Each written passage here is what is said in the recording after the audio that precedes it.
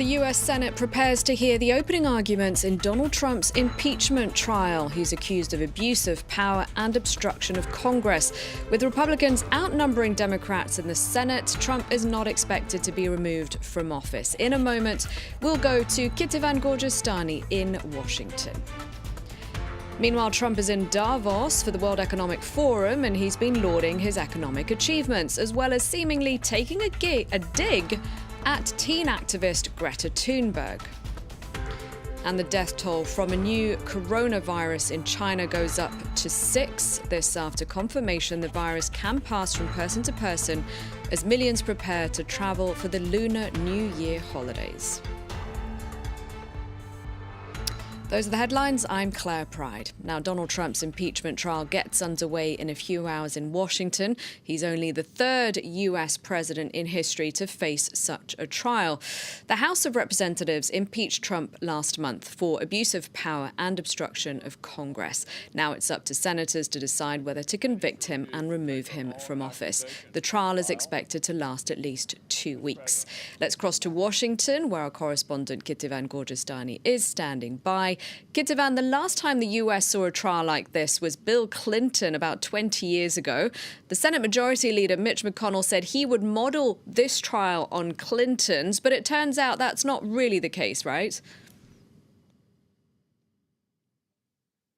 Yes, exactly. And he had said that just earlier this month, he said that he would be following the Clinton model. And what we've seen in the resolution that he put out late last night is that, for example, for those opening arguments, yes, there are 24 hours per side, just like they had in the Clinton trial. But those 24 hours will be concentrated on just 2 days, which means that opening arguments will last 12 hours per day and starting at 1 p.m. That means it takes us all the way to 1 a.m. And so the Democrats are saying that basically they're hiding those opening arguments in the dead of the night so that the American people won't be watching and won't be seeing what is going on. Other things that are not exactly like they were back 20 years ago is the question of witnesses. Of course, it's been a big debate, a big argument between Democrats and Republicans. There were witnesses during the Clinton trial, and the Democrats are asking the same thing. The Republicans are saying, well, we'll see later if we can have some witnesses, we'll vote on it. And it seems like the Republicans are really dead set against hearing new witnesses and maybe even new evidence, because there are hints that new evidence could be rejected. And even some of the evidence that was put out in the House process could not come out into the Senate trial because the Republicans are trying to make it not mandatory to bring out all the evidence that was found in the House into the Senate trial. So you see there that they are keeping the overall Clinton model, but changing some very key elements in the Senate trial. Kitivan, what's the strategy of the defense? Well, Donald Trump's defense team put out some of the key elements of their strategy. There will be what they've been doing for weeks and months now, which is attacking the process itself as being illegitimate and how that House process went and how it went to the Senate. But they are also going to be focusing on the legal basis of those 2 articles of impeachment, basically saying that there is no grounds for impeachment because those are not impeachable offenses, and those are not even crimes, let alone impeachable crimes. That's really their argument, and this has a lot of many legal scholars coming out very strongly against that defense strategy and against that argument. There was an open letter to the senators signed by 17 very prominent legal scholars who came out saying that Donald Trump's conduct is indeed impeachable. Abuse of power is indeed an impeachable offense. Whether it is a convictable offense, whether they find and prove that it did happen, that's a different question. But they say that abuse of power is impeachable and that the Senate trial is therefore legitimate. The Trump defense team, on the other hand, are arguing exactly the opposite because they want to dismiss this trial as quickly as possible. And their argument is that because there's nothing to see there, there should be a dismissal very quickly. All right, thank you very much indeed. Kitavan Gordestani was the latest there from Washington. And our debate tonight is on this historic trial in the US. It's at 1 p.m. Eastern Time, 7 p.m. local, and is hosted by François Picard.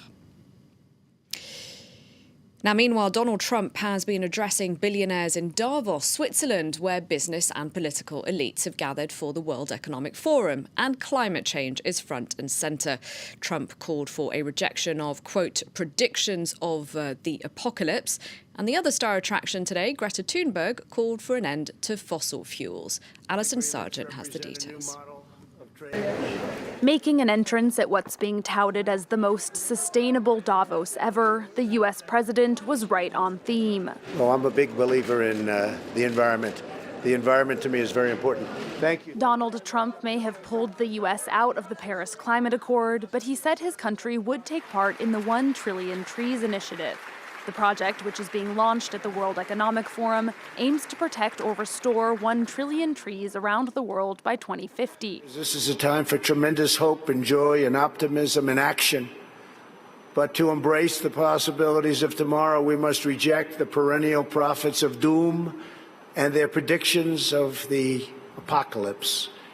Trump didn't mention Greta Thunberg by name, but the comments were a clear dig at the 17-year-old climate activist who was seated in the audience. It's the first time the two have been in the same room since September's UN General Assembly, when the tension between them went viral and led to several back-and-forth Twitter spats. Thunberg told global economic leaders that while planting trees is good, it's nowhere near enough.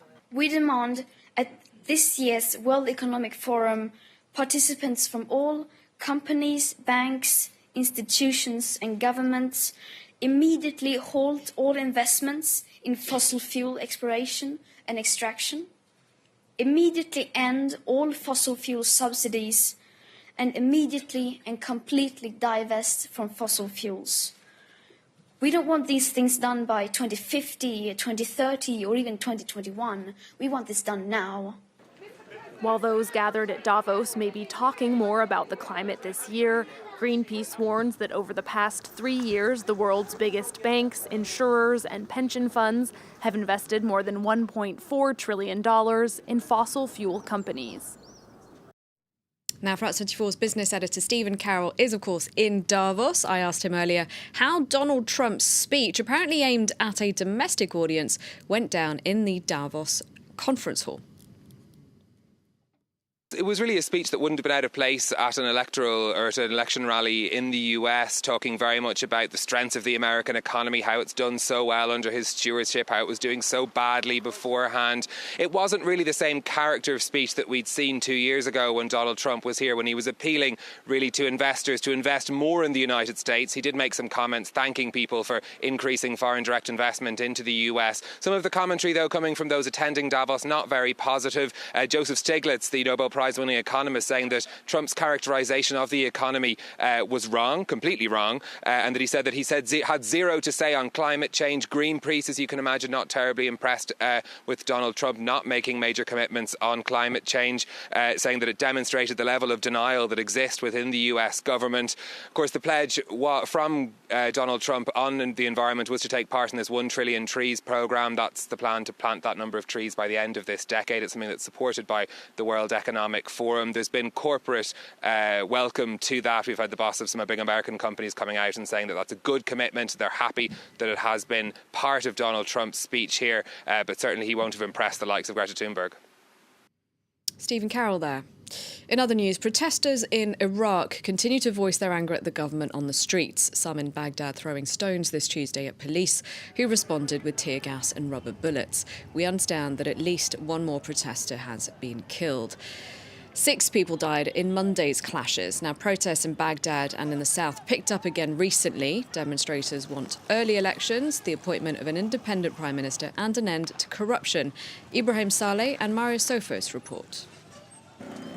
Demonstrators in Baghdad continued to step up their mobilisation on Monday after protests reignited there last week, as well as in the south of the country.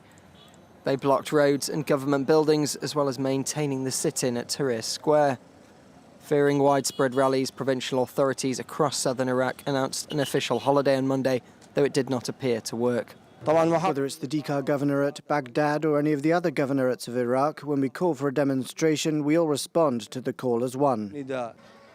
Those gathered in Tahrir Square are adamant that they won't relent as long as fellow protesters continue to be arrested, injured or worse yet, killed. As long as injustice rules, rebellion is our duty. As long as the arrest and killing of protesters is considered to be legal, resistance is legal. 3 months have passed. Do they not see the people? 3 months ago, people were camping out here, and we are still here, and nobody hears us. Protesters in Iraq are still demanding an end to the country's sectarian political system and current ruling class, as well as early elections. At least 12 civilians have been killed in Russian airstrikes in northwestern Syria. That's according to the Syrian Observatory for Human Rights, and this despite a supposed ceasefire. Activists say 2 people killed in Idlib province, while another 10 died in neighbouring Aleppo province. Most of Idlib and parts of Aleppo are still controlled by factions opposed to the regime of President Bashar al-Assad. Now the latest on the new coronavirus in China. It's now claimed at least 6 lives and infected some 300 people. On Monday, a top Chinese expert said the virus can be transmitted by humans, upping fears about the spread of the disease, especially since millions of people across China are preparing to travel home for the Lunar New Year holidays later this week. Cases have been reported in other countries too, like Thailand and Japan, and the World Health Organization is holding an emergency meeting tomorrow, Wednesday, to consider declaring an international public health emergency over this virus. Marius Sofos reports. As the World Health Organization prepares to give its verdict on the threat posed by the gradually spreading virus, health experts in China are asking that people not jump to conclusions, despite the increasing number of fatalities. I think for Wuhan, the spread of the virus is in its early stages. Despite the more than 100 cases, it's a small number compared with the population of Wuhan, which is more than 10 million. However, we need to be on high alert. The outbreak can be totally reversed if measures are taken now. The coronavirus, which originated in a seafood market in the central Chinese city of Wuhan, has spread to Japan, Thailand, South Korea and now Australia, where a new suspected case of the illness has been reported. It has been confirmed that the virus is contagious from person to person.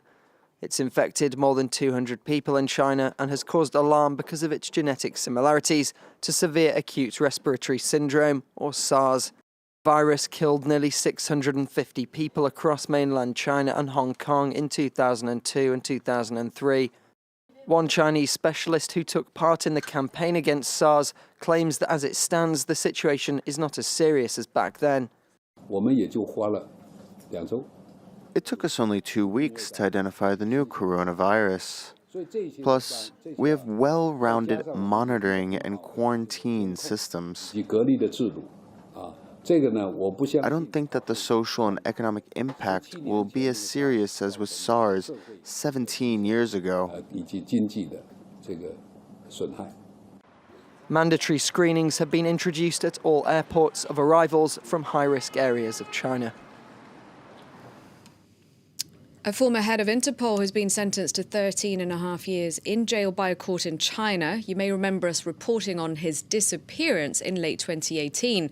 Meng Hongwei vanished on a trip to China from France, where Interpol is based. Beijing later confirmed he'd been detained, and last year Meng admitted to taking almost €2 million in bribes. As well as his jail sentence, Meng was ordered to pay this Tuesday about €260,000. His wife says the case is politically motivated.